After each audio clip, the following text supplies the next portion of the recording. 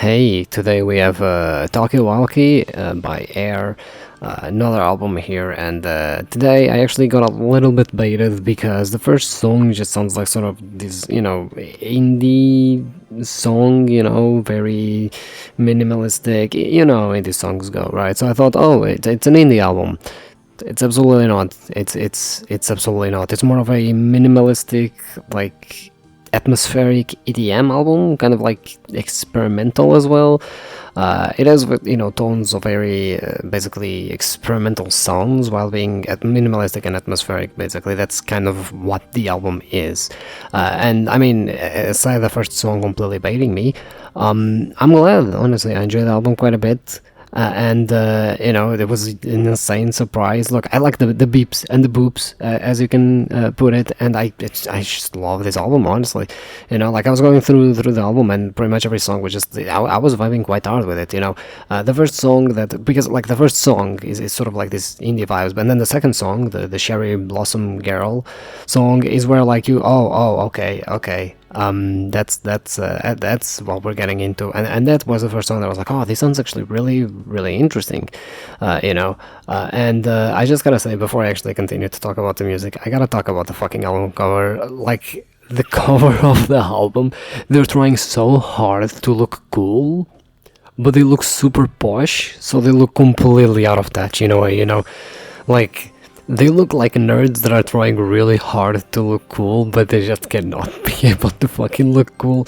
I don't know. I think the album cover is honestly kind of funny. But yeah, I mean, they also are French apparently, because at least that's what YouTube's telling me. It's telling me Air French Band. So or are they called Air French Band? And that's just the name, and they're not actually French. I don't know on that. But yeah, the album's really nice. And I think one of my favorite songs was definitely Run. It was very ethereal. It was sort of this ethereal experiment, although the singing effects were a bit weird, and that's something that I actually heavily dislike about the album. I did not enjoy the singing whatsoever. I just didn't really think that the singing fits in any song whatsoever. I mean, there were like a song or another, like Cherry Blossom Girl, for example. I think the singing kind of fits, but I think that's because it wasn't their singing. It was like a girl singing, which, in my opinion, it did much better for the songs, and it felt that it connected with the song so much better than their singing. Their singing with the effects, without the effects, it's fine. With the effects, I just did not like it whatsoever. It was just very, very weird, right? Outside of that, though, this song is just this ethereal experience, and it's so like good. It's you're gonna vibe with it, and I love it, honestly. I think it's my favorite on the album. And then it's like the rest of the songs sort of make you feel, at least, like, I found them very interesting, because from this point on, I was like, oh, okay, so this album is interesting, right? It has interesting sounds and everything. For example, Mike Mills, it was mostly, sort of based on guitar, and it had a constant beat, but then it had a lot of, like, interesting synth sounds to it, which actually reminded me of Steven Wilson. A lot of the synths and a lot of the composition of those synths really gave me this vibe of, oh yeah, it's Steven Wilson, which makes sort of these, prog rock songs that are kind of like stories and whatnot. So yeah, it's like that's what sort of reminded me of. And then Surfing on a Rocket made me realize that part of this album is very like alternative.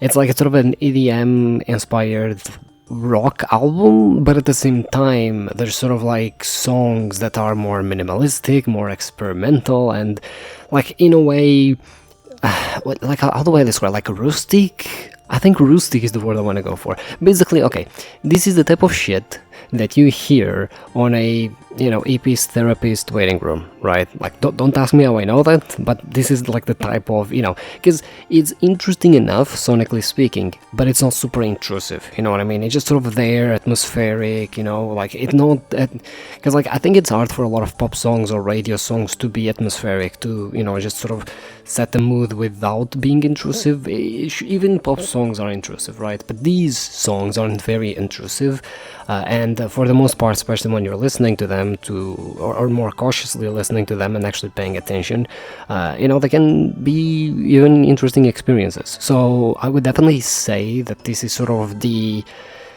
like, I would say that this album definitely does fit that sort of, EP aesthetic in a way, from, a perspective of someone who might be very, like, holistic, spiritual, healing type things, but at the same time, like, I don't want to, like, knock it down, obviously, because I did enjoy it quite a bit. Like, I really love anything that is, like, not necessarily atmospheric or minimalistic, but anything that has, like, super interesting sounds and the composition just play a lot with those sounds, to me is always a plus. Like, even if I don't like it, I will find it interesting, right? And that's the thing, I didn't dislike this album at all. I liked a lot of the songs, right? I was very hooked on them. I found them very interesting. Sometimes I don't even necessarily, like, write much about the album that I listen to, and here I had to take notes on several songs and everything, because it was just that good, I guess.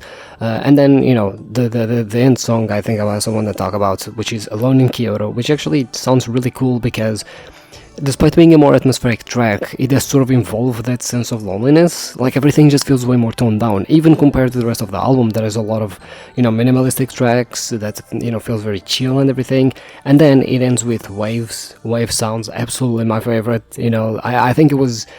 That song is the song you will play at a therapist's office waiting room, like, that is the song you will play, it felt very, therapist's office waiting room. I don't know how to explain it. It's a vibe. I think that if you've been at a therapist's office waiting room, you'll understand the vibe, I think, right?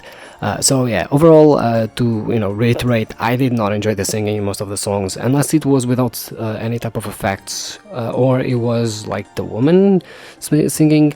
I did not enjoy their voice with effects. I assume it's their voice with effects. It was not good. I just think it attracted a bit, like, it made it way too experimental, in my opinion. It attracted way too much. Like, it was too out there, you know what I mean? It was too disjointed from what the rest of the album was doing. And yes, the rest of the album was throwing at you interesting sounds and everything, but it just felt overall disjointed.